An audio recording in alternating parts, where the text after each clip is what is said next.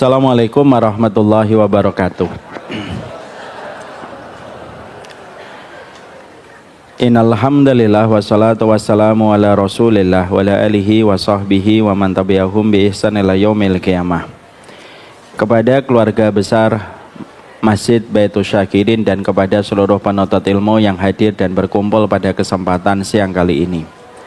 Semoga Allah senantiasa memberikan kepada kita dua karunia besar, di mana tidak setiap muslim mendapatkan dua karunia besar ini di dalam perjalanan hidupnya. Maka kata Imam Ibnu Qayyim di dalam kitabnya I'lamul Muwaqqi'in, ada dua karunia besar yang apabila seseorang telah memperoleh dan telah mendapatkan, maka dia telah mendapatkan dua perkara yang menyelamatkan dia dari kesesatan Yahudi dan kesesatan Nasara.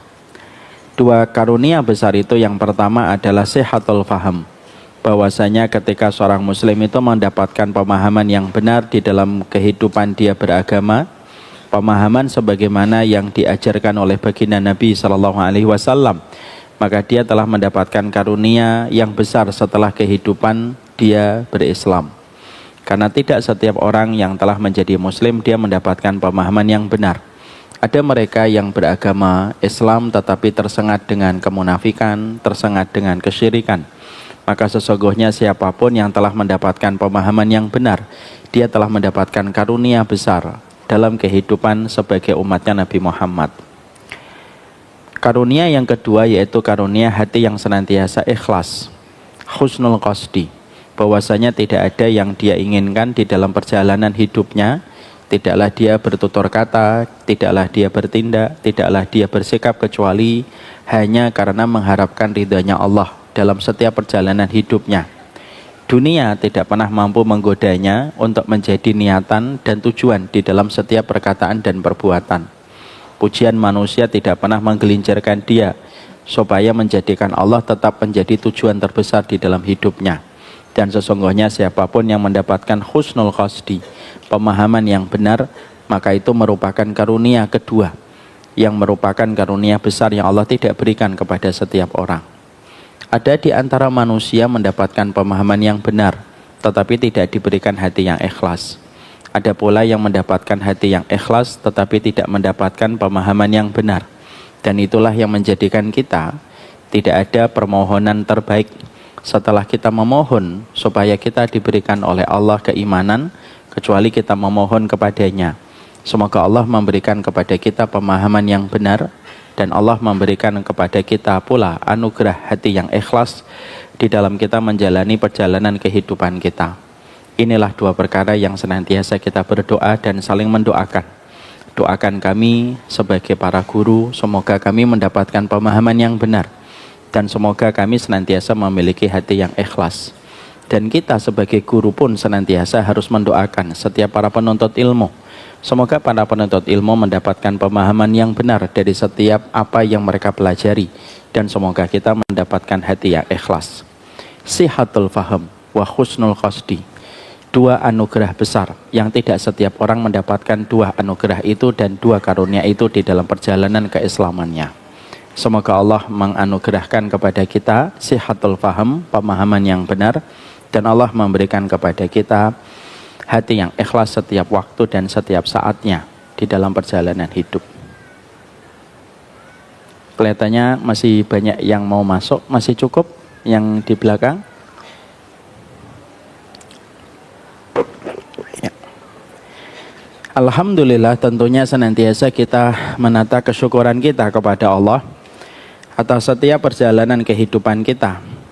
Apapun kondisi dan keadaan yang sedang kita alami, semoga kita tidak pernah keluar dari lingkaran kesyukuran kita, dan tentunya tidak pernah keluar dari lingkaran keridhaan terhadap setiap peristiwa yang Allah berikan di dalam perjalanan hidup. Kondisi di luar memang tidak sesuai dengan apa yang tentunya sama-sama kita harapkan. Kondisi ekonomi kita banyak mendengar sedang lesu, tapi tentunya kita harus selalu mengerti bahwasanya kekhawatiran itu penyakit dan tidak ada obatnya kecuali mereka yang yakin kepada Allah ketika bertawakal dan senantiasa menata kesyukuran. Allah tidak mungkin meninggalkan seorang mukmin ketika orang mukmin ini senantiasa menyandarkan hidupnya itu hanya kepadanya. Dan ketika mereka senantiasa menata kesyukuran di dalam perjalanan hidup, tidak ada yang bisa menyelesaikan setiap masalah yang kita hadapi sebagai bagian dari satu keluarga ataupun satu masyarakat, kecuali yang menyelesaikan semua urusan kita itu hanyalah Allah. Dengan kita senantiasa menata kesyukuran kita walaupun kondisi kesulitan yang kita dapatkan. Yang menyelesaikan masalah yang ada pada negara ini bukan presiden. Yang menyelesaikan masalah ekonomi bukan menteri keuangan, tetapi yang bisa menyelesaikan setiap masalah besar yang kita hadapi semata-mata adalah karena Allah. Janganlah harapan kita kepada seseorang melupakan sandaran kita yang paling besar, dan sandaran yang paling besar itu hanyalah kepada Allah. Kondisi memang semakin berat. Semoga ibu-ibu semakin memahami ini dan semakin mendoakan suaminya supaya suaminya selalu istiqomah ketika mencarikan rezeki yang halal. Dan kita sebagai istrinya senantiasa mengkondisikan sebagai seorang istri yang senantiasa syukur dalam setiap kondisi dan keadaan.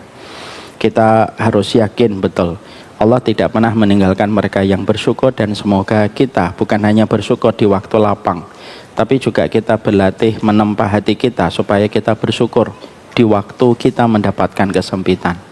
Rasulullah mengatakan di dalam salah satu riwayat yang sangat indah, fa innal mu'min la yafrahu bil bala kama yafrahu ahadukum birrakha. Ada di antara orang mukmin yang keimanannya itu luar biasa. Mereka beriman dan mereka bergembira, bukan hanya ketika mendapatkan kegembiraan dan kelapangan. Mereka bergembira ketika mendapatkan ujian, karena mereka tahu di balik ujian itu ada banyak sekali kebaikan yang sedang Allah kirimkan. Sebagaimana orang yang lemah iman, yang senang ketika mendapatkan tambahan harta. Bersyukur ketika mendapatkan kelapangan itu sangatlah indah. Tetapi bersyukur ketika kita mendapatkan musibah dan ketika mendapatkan ujian sangatlah istimewa.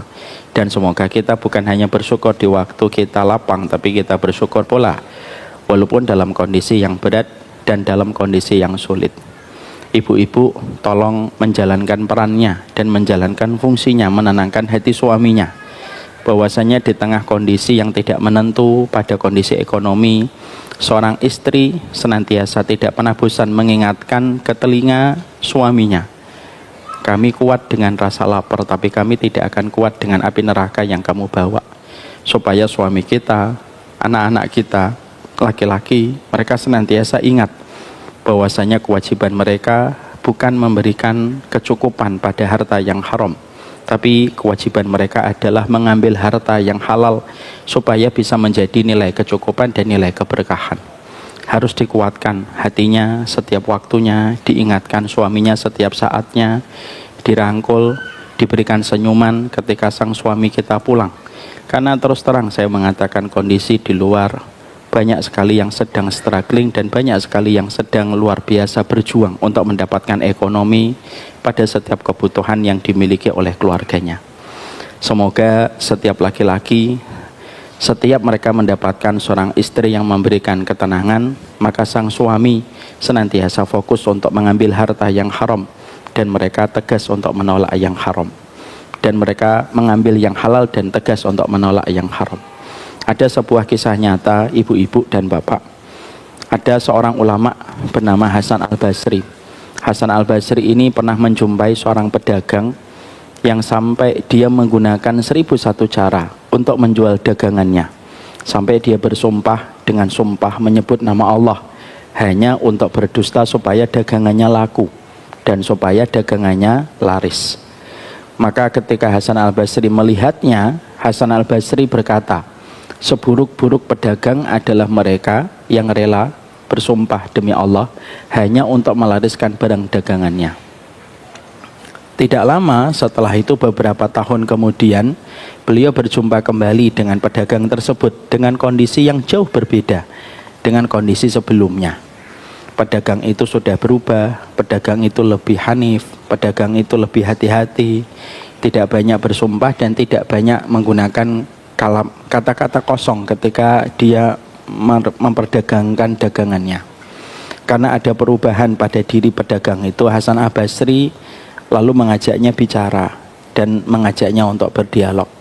Saya pernah menjumpaimu di sini beberapa tahun yang lalu Kamu menggunakan segala macam cara hanya untuk menjadikan daganganmu laku. Tapi kenapa hari ini aku jumpai kamu sangat berbeda dan bertolak belakang dengan beberapa tahun yang lalu. Hari ini aku jumpai kamu sangat hati-hati sekali. Ketika kamu berdagang, kamu tidak menggunakan sumpah, menggunakan nama Allah untuk memperjual belikan daganganmu. Kenapa ada perubahan pada dirimu? Lalu laki-laki itu berkata, beberapa tahun yang lalu aku punya istri yang tidak peduli apa yang aku cari. Istriku senantiasa menetapkan setiap waktunya saya harus membawa uang sekian untuk saya bawa pulang kepadanya. Karena istriku menekanku dengan berbagai macam kebutuhan, maka aku melakukan berbagai macam cara supaya daganganku laku, walaupun itu dengan bersumpah dan walaupun aku berdusta. Tapi qadarullah, istriku yang pertama sudah meninggal dunia. Mungkin dia bersyukur banget itu. Lalu ini tambahan dari saya. Di dalam hadisnya nggak ada. Maka setelah dia meninggal, maka aku menikah lagi dengan seorang wanita yang begitu solihah.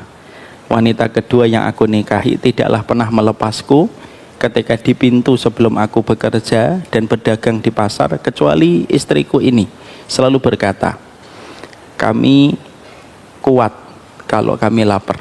Natahammal alal jau. Kami itu kuat kalau kami lapar. Wala natahammal alan nar. Cuma kami tidak akan kuat kalau kami memakan api neraka ketika engkau membawa harta yang haram. Karena kondisi istriku yang luar biasa yang mengingatkan aku untuk senantiasa mencari harta yang halal, itulah yang menjadikan aku berhati-hati di dalam bermuamalah. Aku menyesuaikan dengan kaedah-kaedah sunnah di dalam aku berdagang.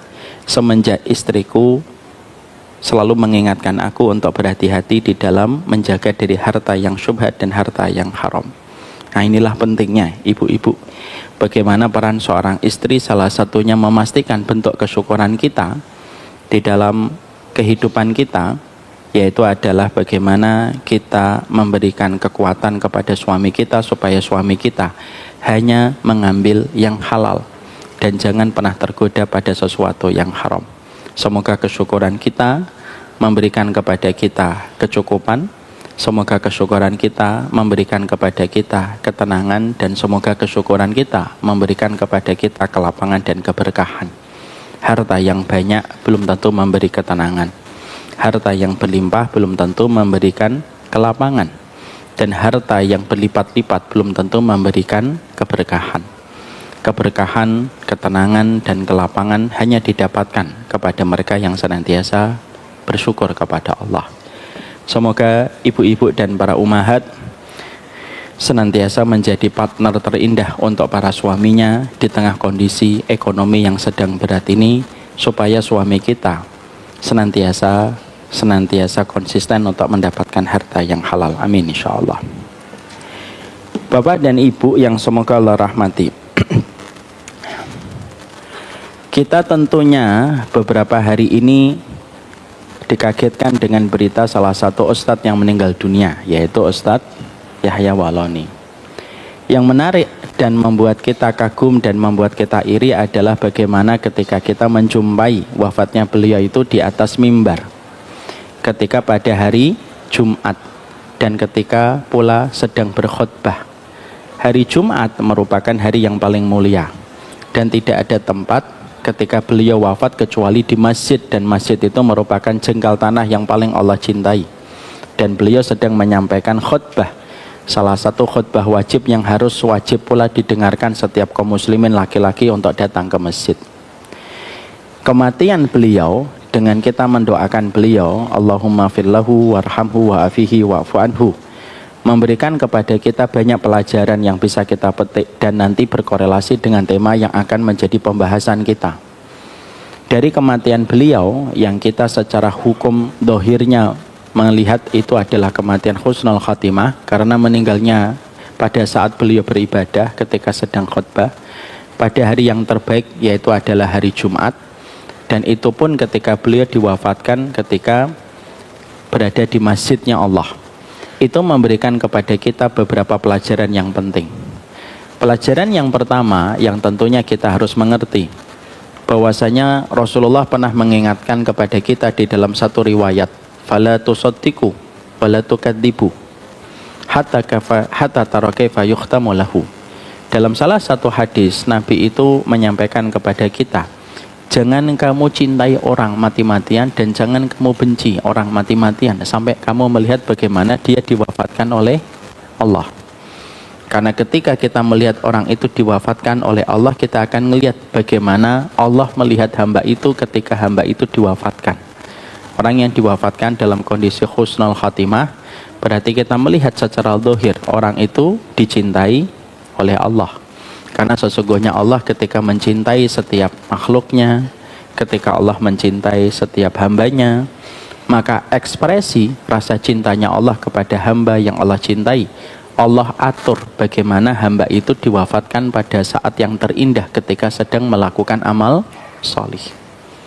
Rasulullah mengatakan di dalam satu riwayat Imam Hakim yang disetujui oleh Imam Az-Zahabi, ketika Nabi bersabda, innallaha idza habba abdan asalahu. Qalu wa ma asalahu ya Rasulullah? Qala yuwaffiqu lahu amalan salihan hatta idza baina yaday ajalihi hatta yarda anhu jiranuhu wa man haulahu. Rasulullah itu bersabda, Allah itu kalau cinta kepada seorang manusia, Allah itu akan memberikan kepada manusia yang Allah cintai itu pemanis. Para sahabat lalu berkomentar, apa artinya pemanis yang Allah berikan kepada orang yang Allah cintai? Artinya pemanis itu, kata baginda Nabi, kalau orang itu dicintai oleh Allah, telah mendekati hari kematiannya, maka Allah sibukkan dia melakukan ketaatan, sehingga ketika dia sedang sibuk melakukan ketaatan, disitulah Allah memerintahkan malaikat maut mencabut nyawanya. Ada orang yang asalnya jalan, dibuat duduk oleh Allah untuk membuka Quran. Pada saat membuka Quran, Allah wafatkan. Pada saat dia di Indonesia, Allah atur supaya dia pergi umroh. Ketika pas waktu umroh, dia meninggal dunia. Ada orang ketika pada saat itu dia sholat malam, yang lain tertidur, Allah bangunkan, sholat malam kamu. Dan pada saat sholat malam dia dimatikan oleh Allah. Dan itulah manajemen Allah. Manajemen ketika Allah mencintai seorang hamba ketika dia diwafatkan dalam kondisi sedang beribadah kepadanya. Ini menunjukkan kepada kita, puncak tertinggi kematian seorang manusia itu adalah diwafatkan dalam kondisi ketika sedang berjihad. Puncak tertingginya.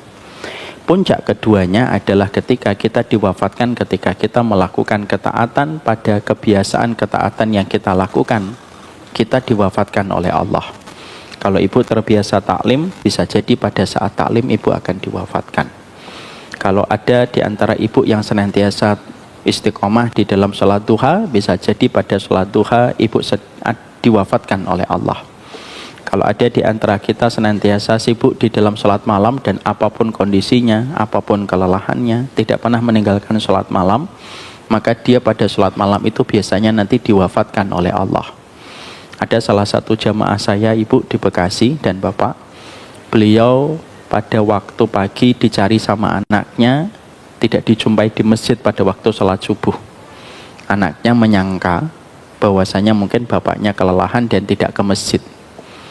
Beliau punya cucu, anaknya ini sudah punya anak, kebiasaan anaknya ini tidak pernah sekolah, anaknya dia, sampai anaknya ketemu sama sang kakek untuk minta izin. Datang ke rumah karena rumahnya hanya bersebelahan, dan ternyata dia menjumpai kamar bapaknya itu masih terang dan ternyata terkunci. Dan ketika didobrak, ternyata bapaknya meninggal di atas sajadah. Kondisi terakhir ketika beliau ditemukan kondisi 6:30. Dan ketika diperiksa sama dokter, dokter mengatakan beliau kira-kira sudah meninggal dunia sekitar 3 atau 4 jam sebelumnya. Berarti pada saat sholat malam. Nah, ini menunjukkan kepada kita, pertama yang kita lihat dan kita jumpai adalah kalau kita melihat ada seseorang diwafatkan dalam kondisi dia beribadah kepada Allah, berarti sesungguhnya dia telah mendapatkan kabar gembira yang kita lihat. Dia diwafatkan dalam kondisi Allah yang mengaturnya dengan sebaik-baik pengaturan. Ada orang yang diwafatkan ketika sedang khutbah. Bisa nggak Allah mewafatkan ketika sudah selesai sholat Jumat? Bisa. Bisa nggak Allah mewafatkan dia sebelum dia naik mimbar? Bisa. Bisa nggak dijadikan dia tidak khutbah pada hari itu? Bisa. Bisa nggak dijadikan dia sakit dan tidak perlu khutbah pada hari itu? Bisa. Tapi semua itu tidak terjadi. Tetapi Allah takdirkan sampai orang itu meninggal ketika khutbah, berarti Allah yang mengaturnya. Dan sebaik-baik pengaturan kepada orang yang beriman hanyalah Allah. Dan ini yang pertama. Yang kedua yang kita jumpai dari kematian beliau, apa yang kita dapatkan? Bahwasanya terkadang ada orang yang tidak selalu sama dengan kita 100% dalam frekuensi ilmu. Itu bukan berarti orang itu jelek di hadapan Allah. Ini untuk menasihati teman-teman kita yang masih fanatik kepada kelompoknya dan masih fanatik kepada golongannya dan terlalu fanatik kepada gurunya. Ada enggak orang yang bukan menjadi temannya guru kita tapi mati husnul khotimah? Banyak. Supaya kita memperbaiki cara pandang kita kepada orang yang beriman, walaupun terkadang tidak sesuai dengan frekuensi ilmu yang sedang kita pelajari. Ya. Saya itu selalu menasihati diri saya supaya saya itu memiliki kejernihan dan kebeningan ketika melihat orang lain, walaupun terkadang frekuensi ilmu yang dia dapatkan tidak sama 100% dengan frekuensi ilmu yang saya pelajari. Karena bisa jadi dia melakukan sesuatu yang menurut kita salah, tapi ada ribuan amal lain yang telah dia lakukan yang dicintai oleh Allah, sehingga Allah mengampuni satu amalan yang salah yang dia kerjakan. Ada nggak orang NU yang mati husnul khotimah? Banyak. Ada nggak orang Muhammadiyah yang mati husnul khotimah? Banyak. Ada nggak orang IM yang mati husnul khotimah? Banyak. Ada nggak pejabat yang mati husnul khotimah walaupun beliau menempuh jalan demokrasi ketika dia menjadi pejabat? Ada. Mang Odet, wali kota Bandung. Beliau sedang sholat di masjid, akan menyampaikan khutbah. Pada saat sholat 2 rakaat baru datang ke masjid, beliau terjatuh dan tidak bisa khutbah karena beliau sudah keburu meninggal dunia. Itu menunjukkan kepada kita cara kita melihat orang harus kita perbaiki. Kadang-kadang ada orang yang tidak perlu menepuk dirinya sebagai ahlus sunnah setiap waktu, tapi ternyata walaupun dia tidak pernah menepuk dadanya, tidak pernah mengklaim tiap hari bahwasanya dia ahlus sunnah, tapi ternyata dia mati husnul khatimah. Itu memberikan kepada kita, lihatlah orang dengan kebaikan yang terkadang tidak kita ketahui. Jangan terbiasa menghakimi orang dengan satu perbuatan lalu kita melupakan dan melalaikan perbuatan-perbuatan lain yang tidak kita lihat dari dirinya. Mungkin ada satu orang melakukan satu kesalahan pada satu pendapat yang menurut kita pendapat dia yang diambil itu merupakan pendapat yang salah. Anggap itu dia salah. Tapi bisa jadi ada ribuan amalan lain yang dia sembunyikan, yang tidak kelihatan oleh kita, yang menjadikan Allah menerima amalan yang lain dan mengampuni dosa satu kesalahan yang dia kerjakan. Supaya kita tidak gampang dan tidak gampang mengeneralisir kesalahan orang, lalu kita keluarkan dia dari koridor Ahlussunnah wal Jamaah dengan begitu mudah. Hanya karena satu perbuatan langsung kita keluarkan dia dari Ahlussunnah. Dengan satu hal kita keluarkan orang dari Ahlussunnah. Tanpa kita sadari, bisa jadi dia melakukan amalan-amalan yang banyak yang Allah terima, yang tidak kelihatan oleh kasat mata kita ketika kita tidak melihat apa yang dia perbuat. Saya ambilkan analogi ini pernah saya sampaikan kepada bapak dan ibu. Kalau saya janji sama istri saya, janji saya apa? Nanti ketemu ya di warung Padang jam 1 siang. Siap? Siap. Benar ya Bi? Benar. Istri saya jam 1 siang sudah di warung Padang yang saya tunjuk. Saya jam 1 siang belum datang. Terus istri saya nelpon saya. Sampai 112 kali telepon beliau berdering dan tidak saya jawab. Contoh Bu. Kenapa ibu sudah marah sih sama contoh? Contoh. 112 kali telepon itu tidak terjawab. Yang ke 113 handphone saya mati. Kata bapak-bapak, tamat itu Ustaz. Ketika 113 handphone saya mati. Istri saya nunggu dari jam 1 sampai jam 2. Dari jam 2 sampai jam 3. Dari jam 3 sampai jam 4. Sampai jam 5 istri saya tidak bergeming, tetap menunggu saya di warung Padang. Saya datang ke warung Padang itu tergopoh-gopoh setengah 6.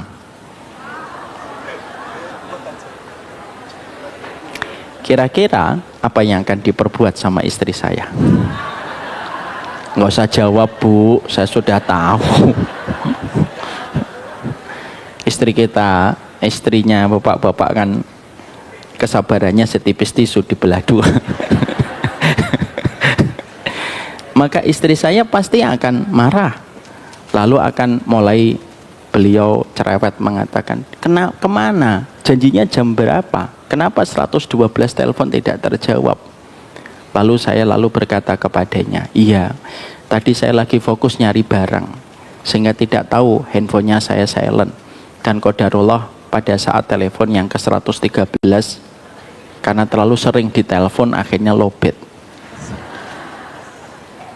Tapi saya kenapa terlambat? Karena saya nyari kalung mutiara untuk hadiah kamu.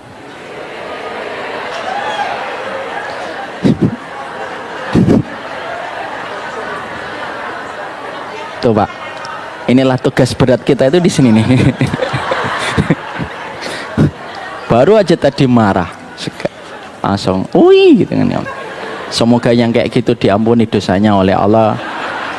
Yang tadi, semoga husnul khatimah. Saya membelikan kalung mutiara kepada kamu dan kamu perlu tahu, kalung mutiara ini harganya 1,3 miliar.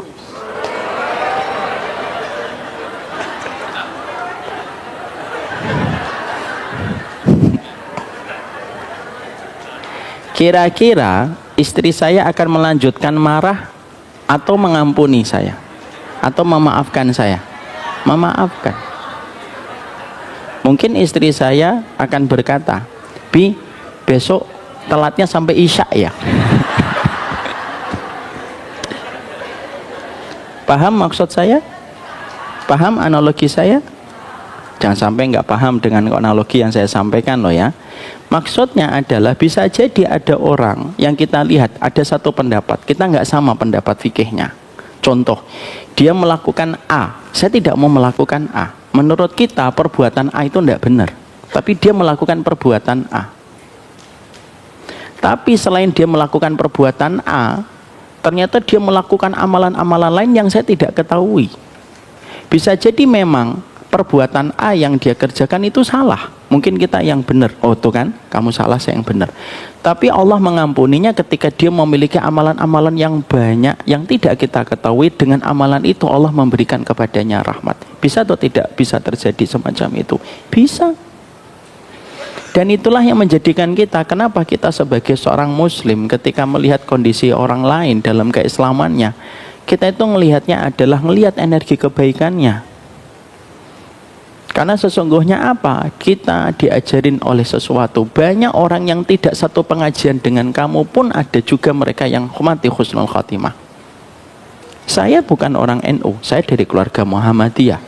Tapi apakah saya menutup mata banyak orang NU yang mati husnul khatimah? Banyak. Banyak atau tidak? Banyak.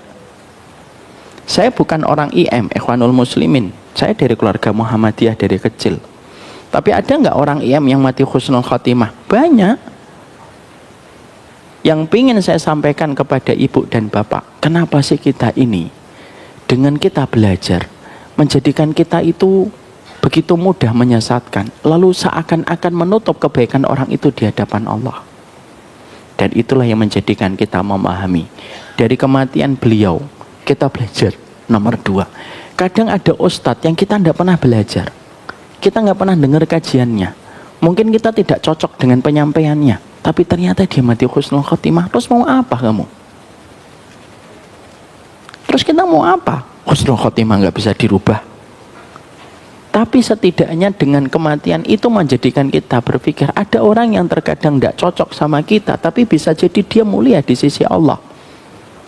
Sehingga akhirnya apa yang kita berikan, energi kebaikan yang kita berikan itu energi rahmat melihat umatnya Rasulullah Sallallahu Alaihi Wasallam. Ambil pendapat paling kuat sesuai dengan dalil. Ambil pendapat yang paling kuat yang diwariskan para ulama ahlu sunnah. Tapi bukan berarti kita mengambil energi kebencian yang terlalu membabi buta kepada umatnya Rasulullah Sallallahu Alaihi Wasallam. Itu yang kedua. Yang ketiga, pelajaran apa yang kita peroleh dari kematian dan wafatnya beliau? Dari setidaknya kematian orang-orang yang mati husnul khatimah, disitulah kita belajar.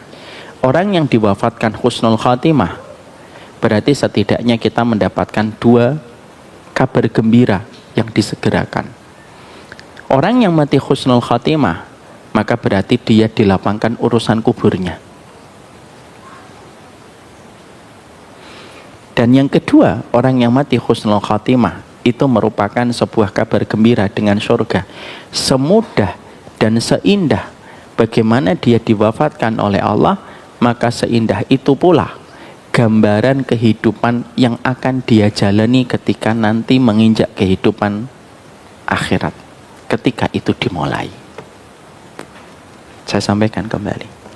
Ketika seseorang mati husnul khatimah, ya, contohnya ada yang tadi saya sampaikan, jamaah kami meninggal di atas sajadah, didobrak pintunya oleh sang anak. Beliau terungkup dalam kondisi kepalanya terbentur dengan lantai, berdarah, tapi di atas sajadah.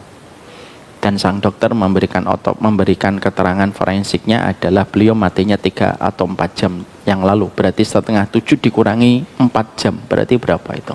Setengah 3. Berarti sholat apa? Sholat asar atau sholat tahajud? Sholat tahajud. Ya.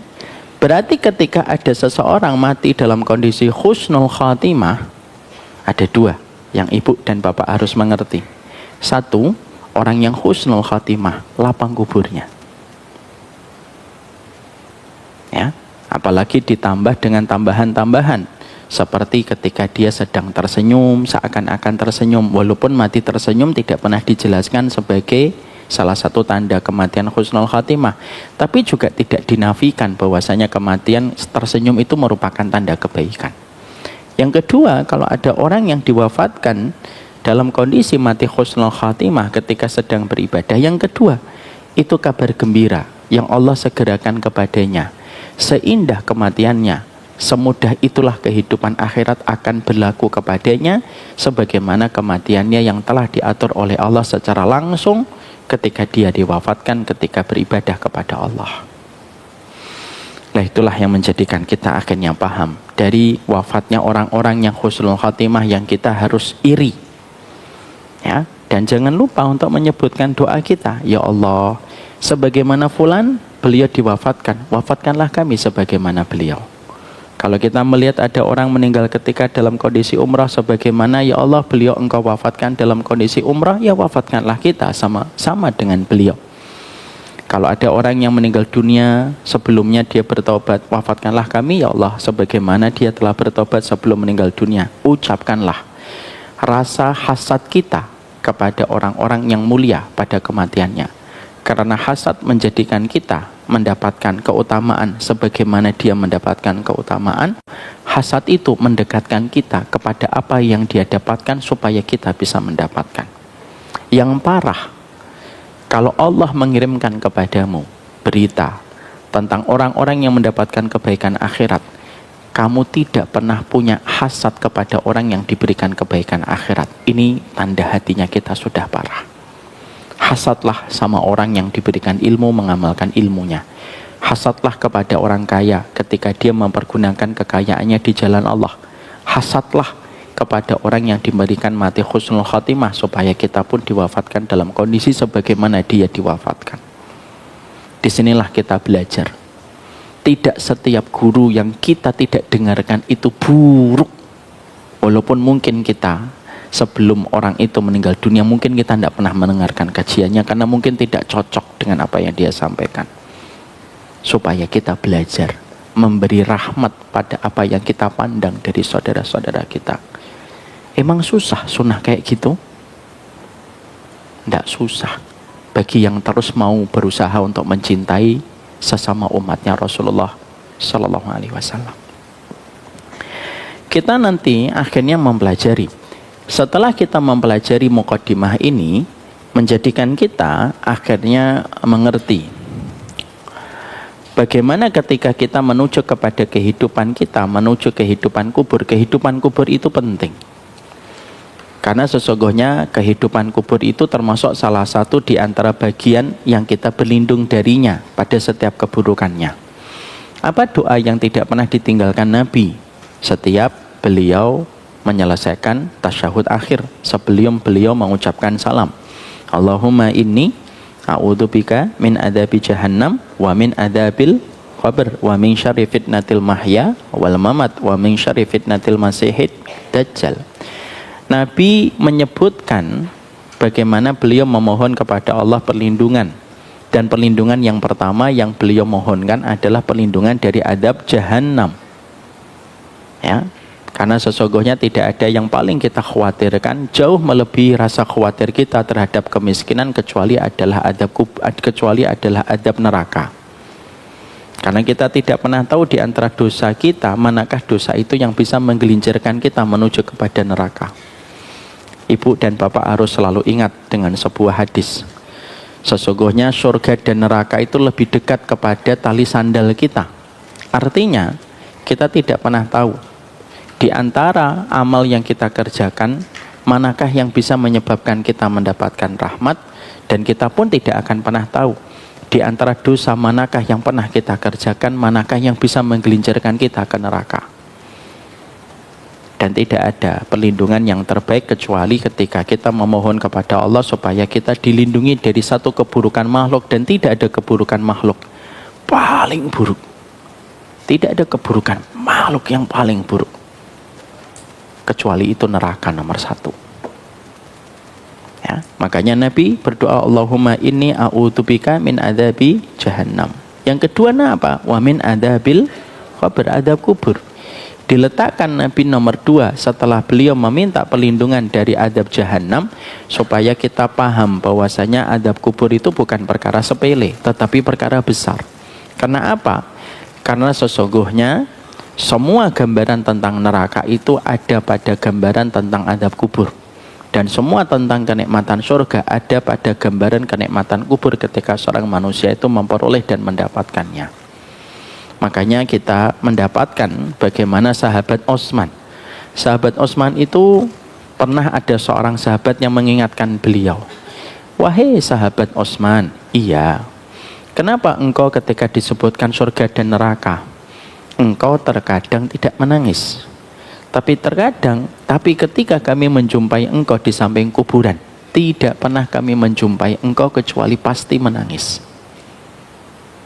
Apa yang dikatakan oleh sahabat Utsman merupakan petunjuk untuk kita. Sahabat Utsman lalu menjawab dengan hadisnya Nabi, "Fa innal qabra manzilatun min manazilil akhirah. Faman naja fama ba'dahu aisar. Fa in lam yanju fama ba'dahu asyad." Kata sahabat Utsman memberikan informasi untuk kita tentang keimanan. Beliau menjawab dengan hadisnya Nabi, sesungguhnya kuburan yang tadi kita lewati itu merupakan terminal pertama di antara banyak terminal yang pasti kita lewati setelah kita meninggal dunia. Barang siapa yang selamat pada terminal pertama, pada terminal-terminal berikutnya dia lebih selamat. Selama pada terminal pertama dia selamat. Tapi kalau dia pada terminal pertama dia tidak selamat, urusan dia pada terminal-terminal berikutnya akan lebih sulit kalau pada terminal pertama saja dia tidak selamat. Kalau kita analogikan ibu dan bapak, kalau kita ngikutin les, kalau kita ngikutin ujian, kalau orang selamat pada ujian lisan, maka dia menuju kepada ujian kalau dia selamat, kalau dia lulus pada ujian tulis, biasanya dia menuju kepada ujian lesannya lebih gampang. Tapi kalau dia ujian lesan ujian tulis sudah kalah, ya biasanya dia ujian lesan pun juga lebih berantakan. Nah, itulah yang menjadikan kita akhirnya paham betapa besarnya kebutuhan kita kepada keselamatan kubur. Tidak ada yang paling dibutuhkan manusia ketika setiap harinya dia mendekati hari kematiannya, kecuali tidak ada yang paling dibutuhkan kecuali adalah bagaimana dia selamat dan lapang pada urusan kuburnya. Dan itulah istana kecil sebelum seseorang mendapatkan istana surga. Apakah nikmat kubur ada, Ustadz? Ada, nyata. Dan itu perkara yang telah disepakati seluruh ulama Ahlussunnah wal Jamaah. Makanya kita ketika mendapatkan bagaimana Nabi pada peristiwa Isra Mi'raj, beliau bertemu dengan para nabi dan bertemu dengan para rasul, itu menjelaskan bahwasanya kenikmatan kubur itu nyata adanya. Sampai Nabi berjumpa dengan ruhnya para nabi dan para rasul dari saudara-saudara beliau dari kalangan rasul yang beliau temui mereka pada waktu peristiwa Isra Mi'raj. Sekarang mari kita fokus. Ada 10 amal yang melapangkan urusan kubur kita, dan kita sudah mempelajari 3 atau 4 poin. Kita review sebentar. Yang pertama, bahwasanya di antara perkara yang melapangkan urusan kubur kita adalah siapapun di antara manusia yang dia beriman dan dia tidak mati kecuali sebagai seorang muslim yang tidak mencampur adukkan keislamannya, tidak mencampur adukkan keimanannya dengan kesyirikan, maka pasti dia mendapatkan kelapangan urusan kuburnya, walaupun terkadang dia harus menghadapi konsekuensi dari dosa-dosa yang pernah dia kerjakan. Tapi selama dia beriman dan tidak mencampurkan imannya dengan kesyirikan, maka dia mendapatkan keamanan dari sisi Allah ketika dia berpulang ke alam barzakh. Allah menyampaikan kepada kita di dalam surat Al-An'am ayat 82, alladzina amanu walam yalbasu imanahum bidzulmin ulaika lahumul amnu wa hum muhtadun. Siapapun yang dia beriman dan tidak mencampurkan imannya dengan kesyirikan apapun, kezaliman itu kesyirikan, maka mereka mendapatkan keamanan di sisi Allah dan mereka mendapatkan petunjuk. Ini merupakan sebuah dalil yang sangat kuat. Di dalam surat Al-An'am 82, selama seorang muslim meninggal dunia tidak membawa kesyirikan apapun, maka sesungguhnya dia tidak akan mendapatkan kesulitan, dan sebaliknya mendapatkan kemudahan pada waktu dia berbalik, ketika dia balik ke kampung halamannya dan melewati kuburannya, selama dia tidak berbuat kesyirikan. Makanya kesyirikan itu harga mati yang tidak boleh datang pada teras kehidupan iman kita kepada Allah. Jangan bermain syirik apapun kondisinya. Sudah saya sampaikan sebuah kisah, ada seorang kakek, bagaimana beliau ketika akan meninggal dunia begitu sulit, proses sakaratul mautnya begitu lama, dan ternyata ketika didatangi salah satu teman kami, ternyata terungkap bahwasanya ternyata beliau ini memiliki barang-barang yang dikeramatkan, dan dia melakukan ritual-ritual pada barang-barang itu, dan akhirnya begitu kesulitan ketika menderita sakaratul maut, dan barulah dia mati, barulah dia meninggal dunia ketika semua barang-barang kesyirikan itu dihancurkan. Dan ketika meninggal pun tidak ada satu kalimat Allah yang keluar dari lesannya. Ini menunjukkan kepada kita, jangan bermain-main dengan kesyirikan. Dukun, ya, santet, semua perkara yang mengarah kepada kesyirikan itu pastikan tidak boleh hadir. Dan tidak ada perceraian yang kita harus lakukan dalam kehidupan kecuali kita bercerai dengan kesyirikan. Nabi pernah menjumpai seorang sahabat memakai gelang. Yang gelang itu dia bertumpu dan meyakini gelang itu bisa memberikan manfaat dan madarat sebagaimana Allah memberi manfaat dan madarat. Apa yang dikatakan oleh Nabi kepada sahabat itu ketika sahabat itu belum tahu kalau itu merupakan kesyirikan? Inza'ha wa in mutta ala dzalika ma aflahta abada. Cabut, buang gelang itu. Kalau kamu sampai mati membawa gelang itu, maka kamu tidak akan pernah beruntung selama-lamanya. Orang yang berbuat syirik, ibu dan bapak, bukan berarti dia pasti orang jahat. Bisa jadi ada orang yang berbuat syirik, tampaknya dia melakukan kebaikan. Tapi ketika dia melakukan kesyirikan, semua kebaikannya tidak akan pernah diterima sama Allah ketika hatinya sudah mendua kepada selain Allah. Abu Thalib orangnya baik, tapi beliau mendua kepada Allah dan kepada selain Allah. Ketika meninggal dunia, semua kebaikannya tidak ada satupun yang diterima oleh Allah. Visa kehidupan akhirat itu satu. Visanya itu keimanan yang tidak dicampurkan dengan kesyirikan. Ibu baik, punya paspor.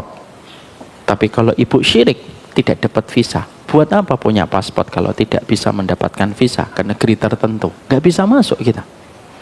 Ibu nggak bisa ngomong ke imigrasi, Pak, tolong dong dikasih visa.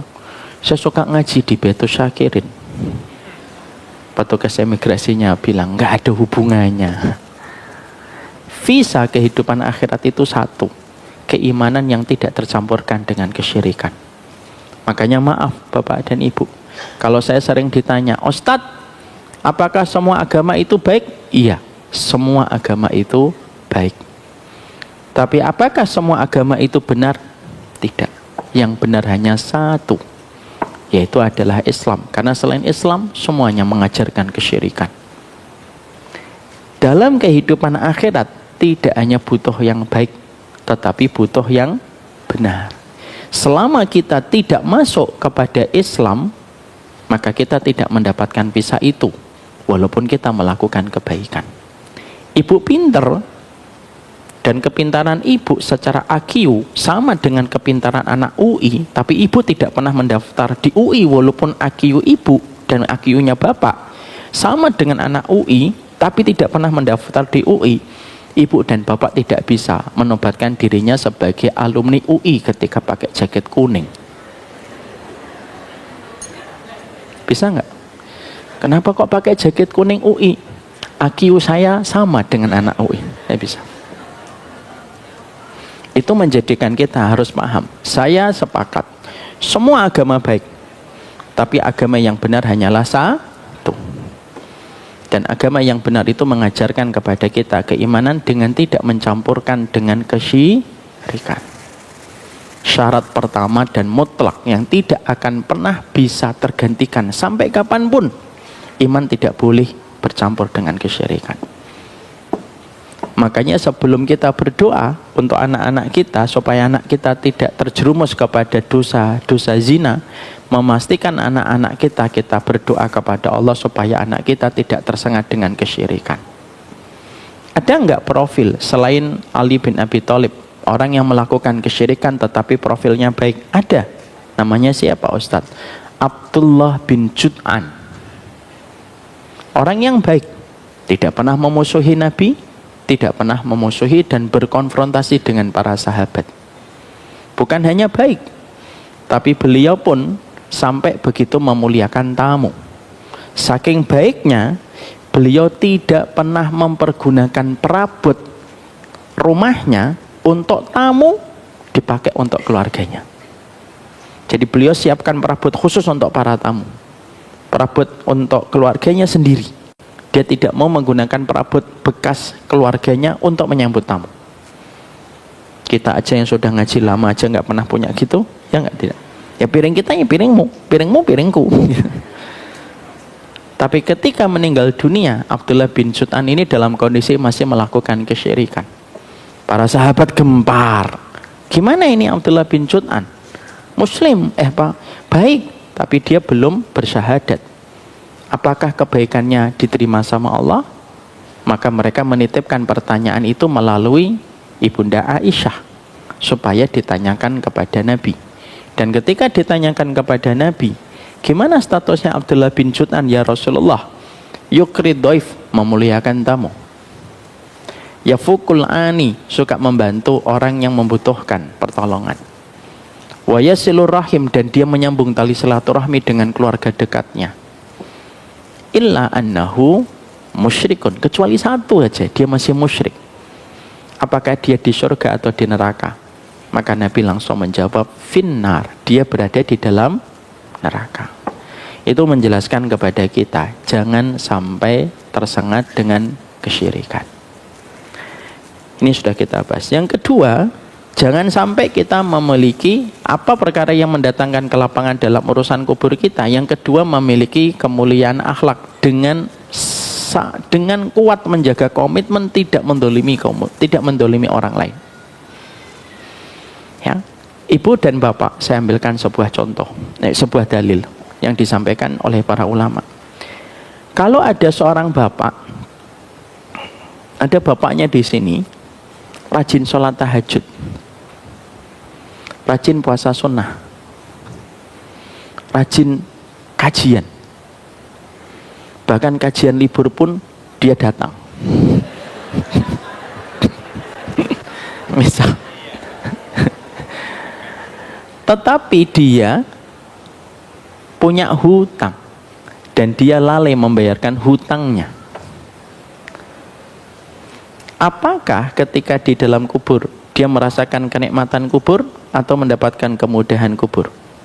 Mendapatkan kesulitan kubur. Saya tidak mengatakan adab kubur, tapi mendapatkan kesulitan kubur.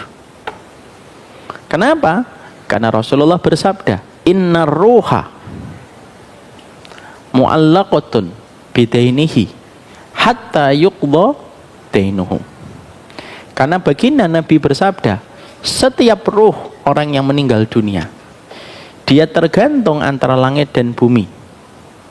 Tidak diterima oleh bumi, tidak dibukakan pintu langit untuknya ketika dia punya hutang sampai dia terbayarkan hutangnya. Kalau urusan hutang saja bisa membuat kesulitan barzah dan kesulitan kubur, apalagi perkara yang lebih berat daripada hutang. Contoh, menyakiti, mendolimi, menodai kehormatannya, itu lebih sesulit apa yang akan dirasakan oleh orang itu tepat ketika dia meninggal dunia. Semakin banyak orang yang kita dolimi dengan perkataan kita, dengan sikap kita, bisa jadi itu jauh lebih berat daripada perkara hutang yang kita semuanya sepakat hutang itu menjadikan seorang itu terletak di antara langit dan bumi gara-gara hutang. Padahal persoalan kehormatan itu jauh lebih mahal daripada persoalan harta. Dan seluruh ulama sepakat, dan seluruh manusia sepakat tentang kehormatan dirinya itu mahal. Itulah yang dijadikan kias ataupun analogi. Kalau hutangmu kepada saya menjadikan kamu tersiksa, menjadikan kamu tergantung antara langit dan bumi, langit tidak membuka pintunya dan bumi tidak membukakan lahannya untuk ruh yang mendapatkan utang sampai dia dibayarkan, maka yang lebih berat daripada hutang itu adalah kezaliman. Karena hutang itu tidak kezaliman ketika kita di dunia. Hutang itu mubah. Padahal kezaliman, clear, kezaliman itu tidak boleh. Jangan nyakitin orang. Apa yang dilakukan Nabi 100 hari sebelum beliau meninggal dunia? Ada 100 hadis yang diucapkan Nabi 100 hari sebelum beliau meninggal dunia. Apa salah satunya yang dilakukan oleh baginda Nabi? Nabi ketika beliau di usianya pada tahun itu meninggal dunia, maka beliau pernah mengumpulkan para sahabat yang bisa beliau kumpulkan di kota Madinah. Lalu Nabi mengatakan sebuah sabdanya.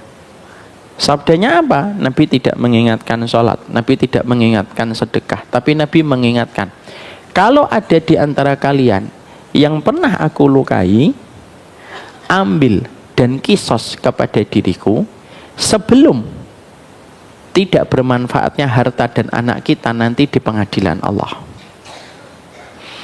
Dan para sahabat itu sudah merasa bahwasanya ini perkataan untuk menunjukkan bahwasanya Nabi ingin bebersih sebelum beliau melakukan perjalanan berikutnya pada kehidupan barzakh. Makanya saat itu ada beberapa riwayat yang menerangkan ada seorang sahabat yang tiba-tiba berani mengatakan, Ana ya Rasulullah. Iya. Apa yang pernah aku lakukan? Engkau pernah memukul punggungku ya Rasulullah. Para sahabat yang lainnya itu agak gemes. Dan mereka berpikir, kenapa sih nggak dimaafin aja? Lalu akhirnya Nabi turun dari kudanya dan Nabi mempersilahkan pukul punggungnya sebagaimana aku pernah memukulmu. Tapi sahabat itu berkata, maaf ya Rasulullah, pada saat ketika engkau memukulku, pada saat merapikan shaf peperangan, engkau memukulku dalam kondisi aku tidak memakai baju. Lalu Rasulullah melepaskan bajunya. Itu lihat, orang yang paling bertakwa, paling khawatir tentang kezaliman. Ketika Rasulullah melepaskan bajunya, pada saat itulah sahabat tersebut melemparkan kayu yang diberikan oleh Nabi, lalu beliau menabrak Nabi dan memeluk Nabi di punggungnya dan memaafkan Rasulullah karena niatnya hanyalah ingin supaya kulitnya bersentuhan dengan kulitnya Rasulullah SAW. Apa pelajaran yang kita dapatkan dari hadis itu? Ketakutan, ada catatan kriminalnya kepada manusia. Makanya kalau usia kita, bapak-bapak terutama yang sudah 40 tahun, paling mulia adalah meminta maaf sebanyak-banyaknya kepada orang. Karena apa? Karena kezaliman itu bisa menyesatkan. Karena kezaliman itu bisa menyulitkan dan menyempitkan urusan kubur kita. Terutama kepada orang solih. Hati-hati. Biasanya akan diberikan oleh Allah hukuman lebih. Bapak dan Ibu tahu? Ada seorang pemimpin dolim namanya Hajjaj bin Yusuf. Hajjaj bin Yusuf ini pemimpin dolim yang hobinya itu meneteskan darah. Ada ribuan orang yang dipenggal kepalanya oleh Hajjaj bin Yusuf. Siapa orang terakhir yang beliau penggal? Sa'id bin Zubair. Beliau ini walinya Allah. Ditangkap di kota Baghdad, diseret, dihadapkan kepada Hajjaj bin Yusuf As-Saqafi, lalu intinya dipenggal kepalanya. Sebelum dipenggal, Sa'id bin Zubair beliau berdoa, ya Allah, jadikan aku orang yang terakhir kali didolimi oleh Hajjaj bin Yusuf dan tidak ada lagi orang yang terbunuh setelah saya. Doanya wali menggelegar. Meninggal dunia beliau, dipenggal kepalanya. Tak lama setelah itu Hajjaj bin Yusuf tidak pernah bisa tidur malam karena selalu mimpi buruk tentang tentang Sa'id bin Zubair rahimahullahu ta'ala. Sampai intinya akhirnya Hajjaj bin Yusuf tidak lama setelah membunuh Sa'id bin Zubair, Hajjaj bin Yusuf meninggal dunia. Ketika meninggal dunia, beliau datang ke mimpi salah satu keluarganya. Keluarganya bertanya kepada Hajjaj bin Yusuf yang saat itu sudah meninggal dunia, apa yang Allah lakukan kepadamu di alam barzakh? Kisah ini ada di dalam kitabnya Imam Ibnu Katsir. Apa yang Allah lakukan kepadamu atas semua kezaliman yang pernah kamu lakukan? Allah membalasku di alam barzakh dengan semua kezaliman yang aku lakukan kepada setiap orang yang aku zalimi, kecuali kepada Sa'ad bin Zubair. Khusus dosaku kepada dirinya ketika aku menzalimi, aku dilipat gandakan oleh Allah 70 kali lipat lebih berat karena kezalimanku kepada Sa'id bin Zubair. Itu menunjukkan kepada kita apa? Apalagi yang kita zalimi solih dan berilmu. Makanya itulah yang menjadikan kita harus selalu sadar. Lahmul ulama masmumun. Darahnya para ulama itu beracun. Nggak suka wajar. Tapi ketika kamu sudah menghujatnya, darahnya mereka beracun. Maka yang kedua yang menjadikan kita diberikan kemudahan dalam kelapangan kubur, akhlak yang baik. Karena dengan akhlak yang baik, menjaring orang sebanyak-banyaknya untuk datang kepadamu ketika engkau meninggal dunia. Akhlak yang baik menjadikan setiap orang akan terkenang dengan akhlakmu yang baik. Akhlakmu yang baik menjadikan mereka ringan mendoakanmu ketika engkau meninggal dunia. maka pastikan bahwasanya yang kedua, perkara yang melapangkan urusan kubur kita yang sudah kita pelajari adalah akhlak yang mulia itu melapangkan urusan kubur kita. Dan akhlak yang baik itu selalu berbanding lurus dengan tidak mendolimi banyak orang. Ya, ngaji, gak usah mendolimi orang. Yang ketiga yang sudah kita dapatkan yaitu adalah ketika kita memaafkan kesalahan orang. Ini sudah kita pelajari. Yang keempat yang sudah kita pelajari yaitu adalah bersabar di dalam ketaatan. Artinya sabar dalam ketaatan itu akan menjadikan kita mendapatkan kemudahan demi kemudahan yang kita dapatkan di dalam urusan kubur kita. Oleh karenanya Bapak dan Ibu harus tahu apa ketaatan yang paling Allah mudahkan untuk Bapak Ibu. Maka pada kemudahan ketaatan yang Allah mudahkan kepada kita, lazimi, jangan ditinggalkan. Dan kita diberikan oleh Allah kemudahan amal beda-beda. Ada yang diberikan kemudahan amal puasa sunnah, jaga puasa sunnahnya. Maka bisa jadi itulah yang akan menolongmu ketika kamu diselamatkan dari azab kubur. Saya ini puasa sunnah susah Ustaz. Karena setiap saya melihat tongkol balado batal Ustaz. Ya sudah, tapi saya dimudahkan tilawah, jaga tilawat. Saya itu tilawah agak susah Ustaz. Tapi kalau saya sedekah itu mudah, jaga sedekah. Sabar dalam ketaatan, terutama pada amal yang Allah mudahkan untuk kita, maka itulah perkara yang akan menjaga kita. Dan itulah amal yang kiranya akan melindungi kita dari azab kubur.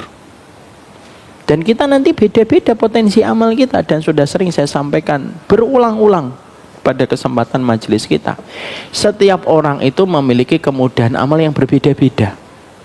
Makanya jangan suka mengukur ukuran amal orang lain dengan ukuran amal kita. Ya tidak sama. Apalagi kalau ibu dan bapak pernah di pondok. Kalau ibu dan bapak pernah di pondok kayak saya 4 tahun, saya tahu betul setiap teman-teman saya itu memang beda-beda amalnya. Ada teman saya itu kalau sudah sholat tahajud dari jam 1 bangun. Ada teman saya itu kalau sholat tahajud susahnya luar biasa. Sekalinya sujud rakaat pertama tidak bangun-bangun. Kecuali setelah salam. Loh ada Bu. Saya pernah ngelihat sendiri teman saya. Kita sholat tahajud, qadarullah imamnya pada saat itu ustadz kita yang hafid Quran. Dan beliau itu kalau khasnya, kalau sudah sholat malam, panjang Bu, minim 1 juz. Ya. Maka ketika dia sholat, rakaat pertama bangun, dia di samping saya itu masih sujud. Saya ngeliatin enak banget ya dia. Dan ketika salam, ya kan, assalamualaikum, dia bangun tanpa merasa bersalah. Allahu Akbar, assalamualaikum. Saya gini kan, kamu masih kurang 1 rakaat, saya bilang gitu. Tapi orangnya baik, orangnya gampang bantuin orang. Padahal sholat malam ya itu kualitasnya. Tapi kalau dia sedang mendapati temannya ada kesulitan, dia yang pertama kali bantu. Kita itu udah pernah tahu amalan kita itu ada di mana. Dan jangan pernah memaksakan amalan kita sama. Ibu kalau memaksakan amalannya dengan bapak sama, biasanya nanti ibu akan suka marah-marah. Mas mau kayak saya. Sholat malamnya itu dari 12:30. Itu ibu. Mungkin amalan bapak itu ketika bapak keluar mencari rezeki, dia membuka pintu dengan mengucapkan bismillah. Tidaklah dia memanaskan motor kecuali membaca bismillahi tawakkaltu 'alallah. Dan tidak ada yang dihadapi ketika di kantor kecuali dia betul-betul berkata, kamu tidak akan bisa menyuapku dengan harta yang haram. Mungkin itu amalnya beliau. Walaupun ketika pulang susah bangun tahajud. Artinya setiap orang itu membawa amal yang beda-beda. Maka perkara yang menjadikan kita mendapatkan kelapangan dalam urusan kubur itu apa? Sabar dalam ketaatan pada setiap rezeki amal yang Allah anugerahkan untuk kita. Maka temukan rezeki amal yang Allah berikan kepada bapak dan temukan rezeki amal yang Allah mudahkan untuk ibu. Yang berikutnya, termasuk di antara perkara yang menjadikan urusan kubur kita dimudahkan oleh Allah. Ini yang keberapa? Yang kelima. Yang kelima, perkara yang menjadikan kita dimudahkan dalam urusan kubur kita dan kelapangan dalam urusan kubur kita itu apa? Merahasiakan amal dan suka sekali menyendiri dengan ketaatan pada saat manusia tidak menyadari ketaatan yang kita lakukan. Orang yang rajin menutupi amal solihnya dijadikan kuburannya terang. Karena tidak ada yang bisa merahasiakan amal kecuali orang yang sangat cinta dan begitu cemburu ketika amalnya diketahui oleh mata manusia. Ya. Makanya akhirnya para ulama salaf itu mengatakan uktumu hasanataka asyaddu min sayyiatika. Tutup amal ketaatanmu jauh lebih besar daripada kamu menutupi borok kemaksiatanmu. Walaupun sekarang ada yang mengatakan, Ustadz sekarang zaman berubah, banyak orang maksiat terang-terangan dengan dosanya, berarti kita juga harus terang-terangan dengan ketaatan. Saya kurang setuju. Dan tidak usah dibenturkan omongan saya. Nanti ada yang motong-motong video ini, dibenturkan omongan ustadz lain. Tidak usah gitu. Setiap orang memiliki perspektif beda-beda. Tapi bagi saya, mau zaman apapun, amalan solih para ulama terdahulu tidak akan pernah berubah. Karena relevansinya itu tidak pernah berubah. Karena merahasiakan amal itu salah satu perkara yang paling Allah cintai. Semakin kita merahasiakan amal, semakin Allah mencintainya. Kenapa? Karena Allah tahu berarti hamba itu tidak melakukannya kecuali karena Allah, dan tidak ada mata manusia yang masuk pada amalan itu. Karena itulah yang bisa dikategorikan dengan amalan limited edition. Ketika dia beramal hanya Allah yang tahu dan memahami tentang amalan itu. Makanya kalau mampu dirahasiakan, dirahasiakan. Dan tidak setiap amal harus kita kerjakan, harus diketahui orang. Apakah Ustadz penganut faham private living? Alah, saya tidak ngerti private living. Tapi terkadang sosial media kita itu menjebak kita untuk menceritakan semua perkara. Agama kita dan sunnah kita itu mengkondisikan kita supaya kita tidak menceritakan semua perkara yang kita hadapi. Kenapa rumah kita kalau kita dimasuki orang harus mengetuk pintu? Supaya orang lain itu tidak perlu mengetahui rahasia rumah kita.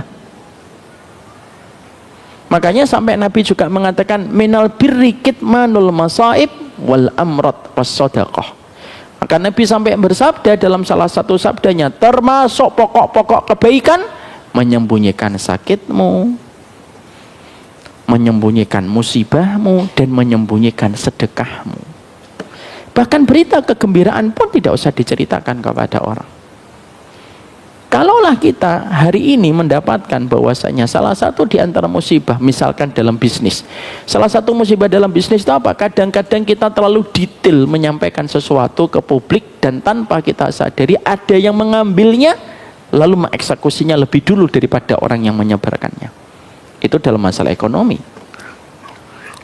Di situ kita mendapati bahwasanya kebaikan amal itu ketika merahasiakan. Makanya akhirnya para sahabat dulu ketika mereka melakukan kebaikan, mereka berusaha betul menutupi semua kebaikan itu. Karena apa? Mereka tahu Rob yang mereka sembah itu Rob yang maha pecemburu. Allah itu maha pecemburu. Sehingga ketika semakin rapat kita nutupin dan semakin orang itu tidak tahu, semakin mulia. Bahkan sampai sebagian para ulama mengatakan, bahkan kalaupun mampu untuk merahasiakan sampai kepada keluarga kita, kalau memang keluarga kita terkadang bisa membuat kita ujub, pun kalau bisa kita rahasiakan, kalau memang pandangan keluarga itu bisa membuat kita ujub. Berarti merahasiakan sama istri boleh Ustadz? Boleh. Selama dalam koridor tidak fitnah ya, kecuali bapak ngasih janda, masih muda. Terus ketika istrinya tahu, lu kok nggak ngasih tahu jandanya masih muda? Saya merahasiakan amal. Lah modus ini. ini modus ini. Tapi dalam perkara yang mampu kita rahasiakan, rahasiakan. Akhirnya kita jumpai bahwasanya inilah yang menjadikan kuburan seseorang itu terang dalam kehidupan akhiratnya. Kenapa? Karena setiap amal yang dirahasiakan itu semakin menyempurnakan cahaya di alam kubur kita. Karena apa? Amalan yang paling Allah senang itu amalan yang tertuju hanya kepadanya, yang tidak tercampur dengan apapun. Dawud bin Hindun, ibu dan bapak tahu, beliau berpuasa sunnah 40 tahun, keluarganya tidak sadar kalau suaminya berpuasa. Coba, sekuat itu beliau. 40 tahun puasa sunnah, lu keluarganya tidak tahu.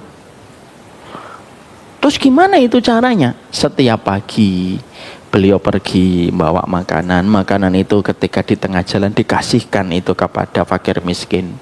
Ketika sore, ketika pulang dia beli makanan, dibawa ke rumah. Orang di rumah menyangka dia makan. Wong perginya bawa makanan, pulang bawa makanan. Dan baru ketahuan, kapan baru ketahuannya? Baru ketahuannya ketika meninggal dunia para fakir miskin yang selalu diberikan makanan oleh beliau.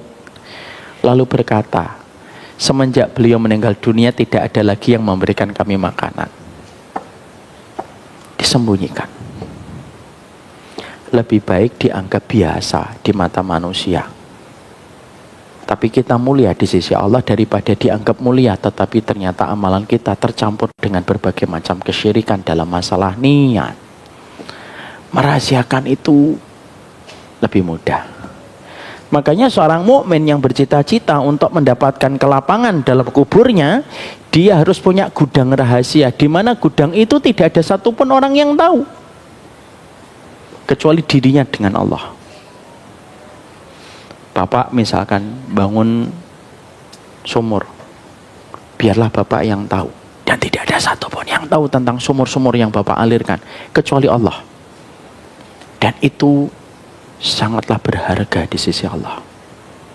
Allah paling mencintai amal yang Allah paling mencintai amal yang dirahasiakan hamba itu darinya. Setidaknya kalau tidak bisa banyak-banyak dulu, satu aja.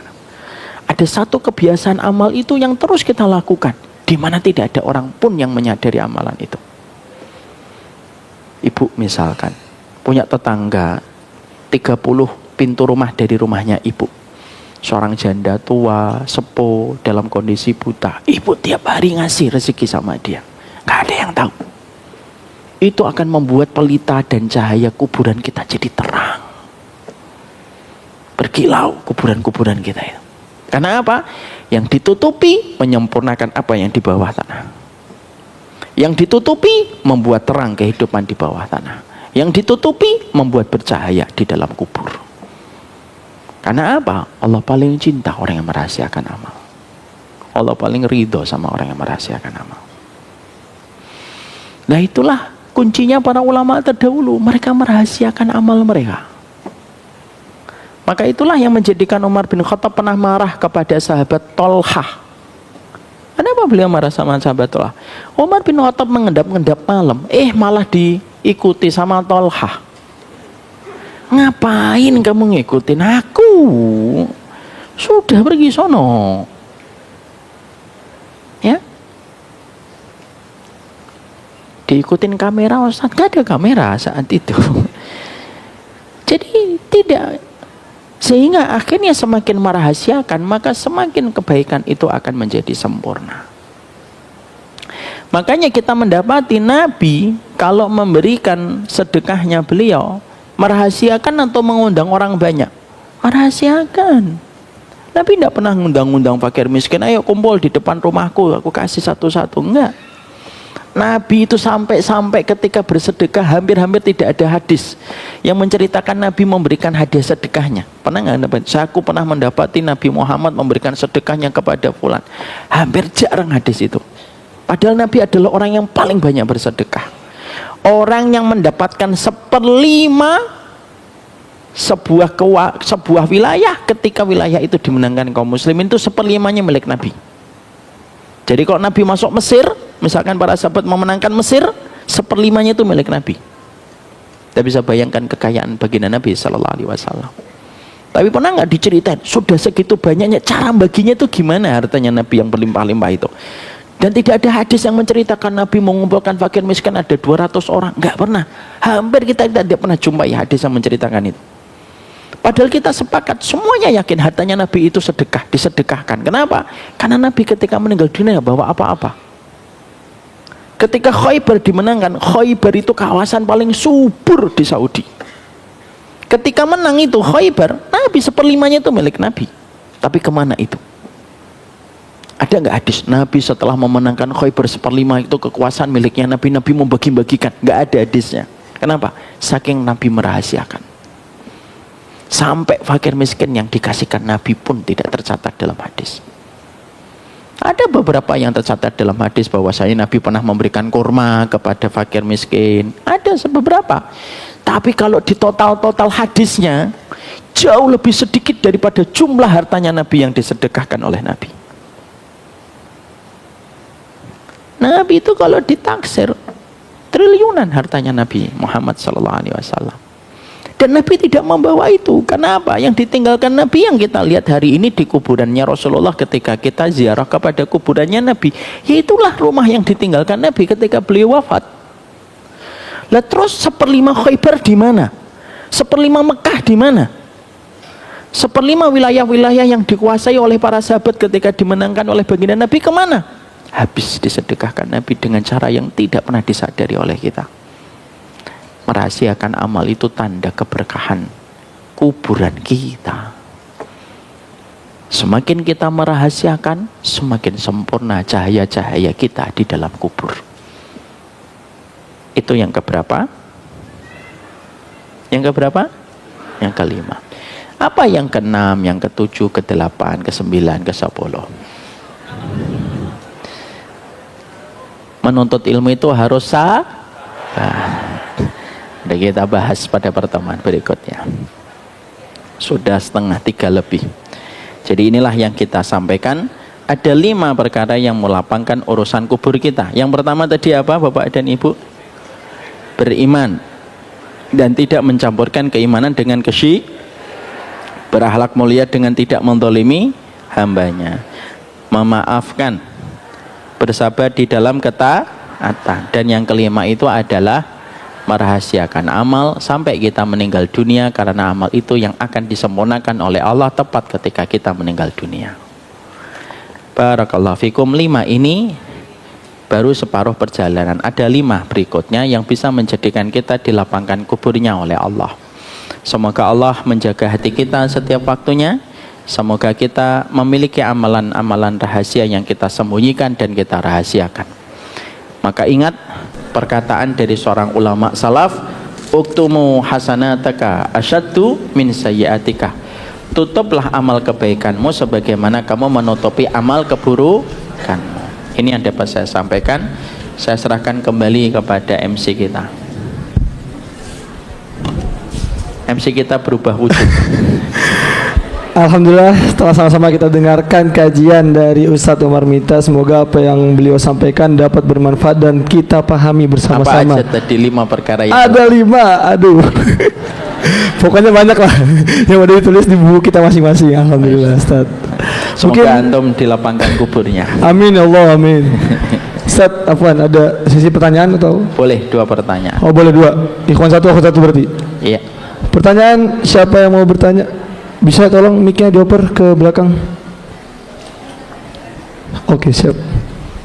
Ikhwan 1, akhwat 1. Yang Ikhwan dulu dah.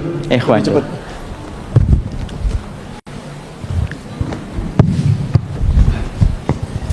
Assalamualaikum Ustaz.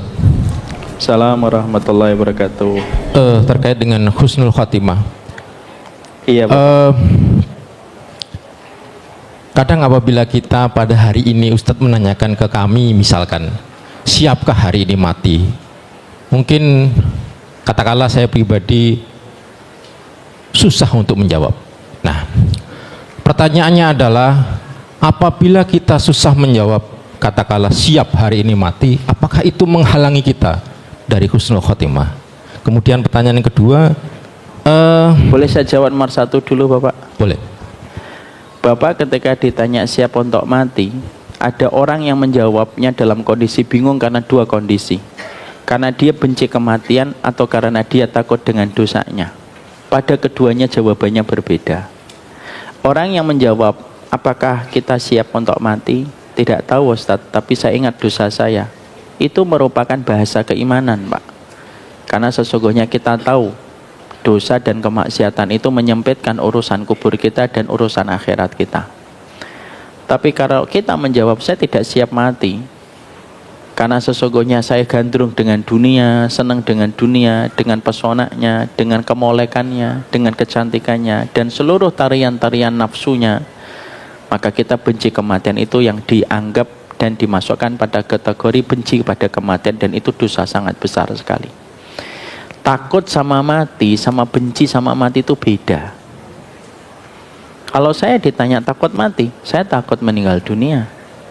Tapi bukan berarti saya takut mati itu benci ketemu Allah. Tapi takut pada kematian itu karena mengingat dosa-dosa saya dan kemaksiatan saya yang sudah diampuni oleh Allah ataukah belum. Maka takut pada kematian itu dimaklumkan oleh Nabi. Yang tidak dimaklumkan oleh Nabi adalah benci pada kematian. Paham Bapak? Yang kedua, ada cerita-cerita seseorang yang katakanlah mati dalam keadaan husnul khotimah. Dia seperti melihat malaikat maut yang datang akan menjemput roh beliau, misalkan begitu. Apakah husnul khotimah seperti itu, Ustaz? Terima kasih. Bapak harus ikut Samila One Day Class yang ada di Baitus Syakirin. Ada 3 perkara yang akan dihadapi orang ketika meninggal dunia. 1, dia merasakan sakaratul maut yang berat. 2, dia nanti didatangin oleh setan untuk menggodanya dan menggelincirkan dia dari keimanan. Makanya itulah kenapa kita sebagai keluarganya dikondisikan untuk mentalkinnya. Yang ketiga, dia melihat para malaikat-malaikat yang datang kepadanya.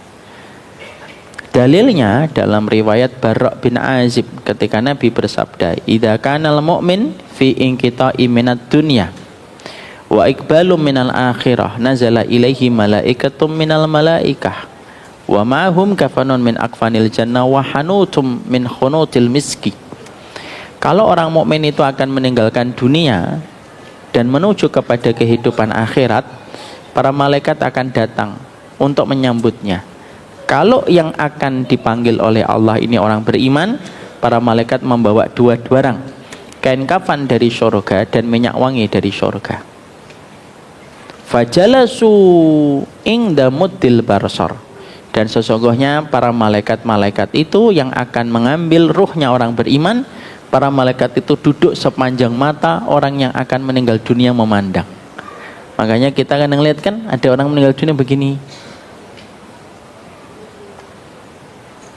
Maka itu menjadi dalil sebagian ulama bahwasanya orang meninggal dunia itu melihat kedatangan para malaikat. Wallahu a'lam bishawab. Ya, yang berikutnya, ya Ibu. Ya Ibu. Mic-nya nggak ada? Mic-nya ada nggak? Mungkin maju ke depan saja kalau mic-nya nggak ada.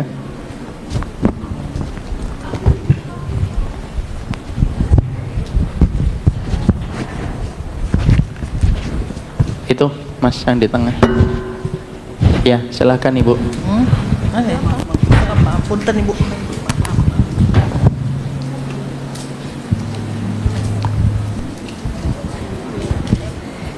Bismillah, Assalamualaikum Ustadz, mohon izin bertanya. Waalaikumsalam warahmatullahi wabarakatuh. Ustadz, kan banyak ya orang yang tidak sadar bahwa dirinya punya hutang, dan banyak juga orang yang kesulitan untuk bisa menagih hutang karena kita nggak enak atau kita tidak tega orangnya.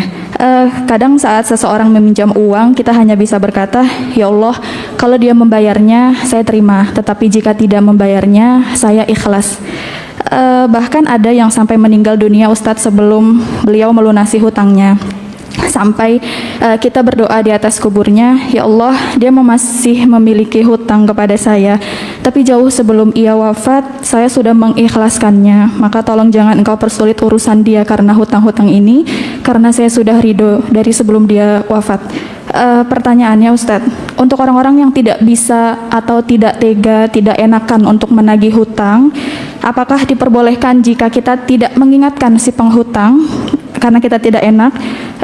Lalu bagaimana sebaiknya sikap yang benar dalam hal ini? Mohon nasihat dan arahannya Ustadz. Terima kasih. Assalamualaikum warahmatullahi wabarakatuh. Waalaikumsalam warahmatullahi wabarakatuh. Sebelum diserahkan mic-nya, saya tanya sama Umu.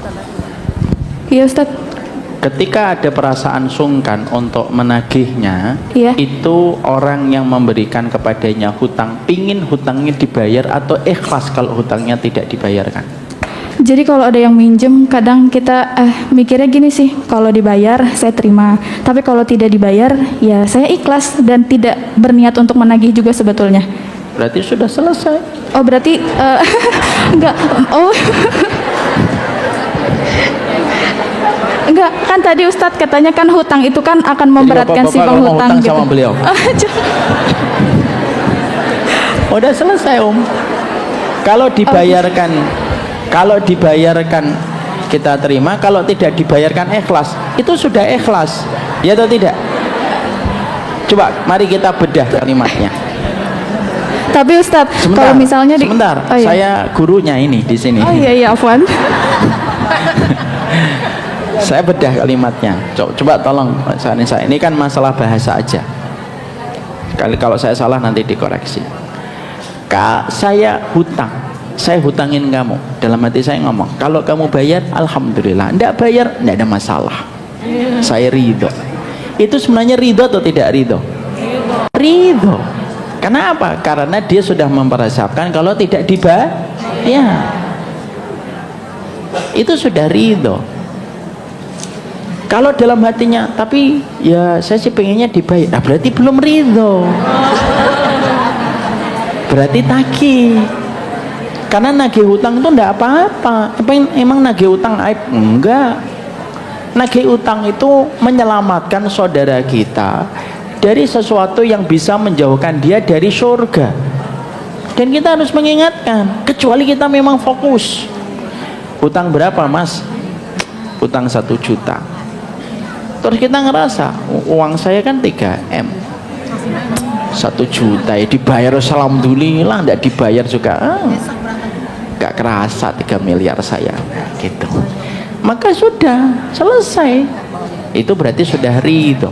Tapi ketika kita dalam kondisi pingin dibayar, sampaikan, mengingatkan, itu merupakan bagian dari sebuah kebaikan. Paham Umu? Iya Ustadz, paham. Ya. Terima kasih Ustadz. Assalamualaikum warahmatullahi wabarakatuh. Jadi mau dibayar atau nggak mau dibayar? Dan saya ingatkan kepada beliau dan kepada kita, orang yang membebaskan utang itu pahalanya gede sekali. Tapi jangan dipakai sama orang yang mau hutang. Ustadz, iya, mau hutang 1M Ustadz, mau hutang 1 juta Ustadz. Oh gitu ya Pak, gimana ya Ustadz, tahu nggak, memberikan hutang itu, selama hutang belum diberikan itu Ustadz akan mendapatkan berkah tiap hari selama hutangnya belum dibayarkan. Oh oke. Saya hutangin kamu 1 juta, baru dibayarkan, ditransfer 1 juta, udah menggunakan dalil lagi. Ustadz tahu nggak kalau membebaskan hutang saudara muslim itu nah ini enggak boleh. Kalaupun dia pengen membebaskan, ya berarti itu adalah keridhoannya. Suami kalau hutang sama istri, hutang atau tidak hutang Pak? Suami dia hutang sama istri, dicatatnya hutang atau tidak hutang? Misal, udahlah kita akhiri kajian kita. Misal, saya sampaikan, ibu mendapatkan warisan 2M. Itu 2M itu miliknya ibu atau miliknya suami? Milik ibu dong.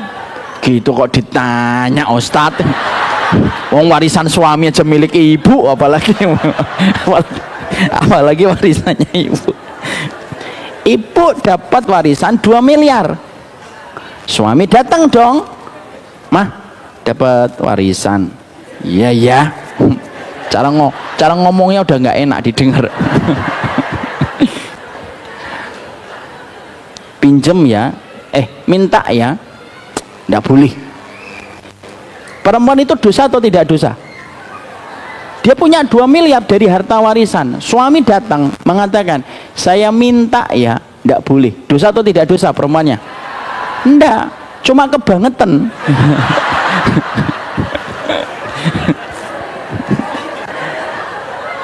Bentar, belum selesai. Istri semacam itu kebangetan. Tapi kalau sudah nikah, ya mau apa lagi? Gitu. Tapi ketika akhirnya suami ngomong, saya pinjem ya, itu catatannya utang atau tidak utang? Utang. Kalau ternyata suaminya nanti terus meninggal gimana Ustadz? Mosok jadi istri nggak mau untuk merelakan? Ya kalau pas saya lagi ingat kebaikannya saya ridhoi Ustadz. Tapi kalau lagi ingat kesalahannya saya nggak ridho, ya nggak bisa. Ya tetap itu hutang. Ya, kalau istri kepada suami hutang atau tidak hutang? Enggak. Berat sekali saya ngomong ini. Mari kita akhiri, sebentar lagi mau hujan. Bahas hutang akan habis ada habisnya. Wassallallahu ala nabiyina Muhammad walhamdulillahirabbil alamin. Subhanakallahumma wa bihamdika asyhadu an la ilaha illa anta astaghfiruka wa atubu ilaik.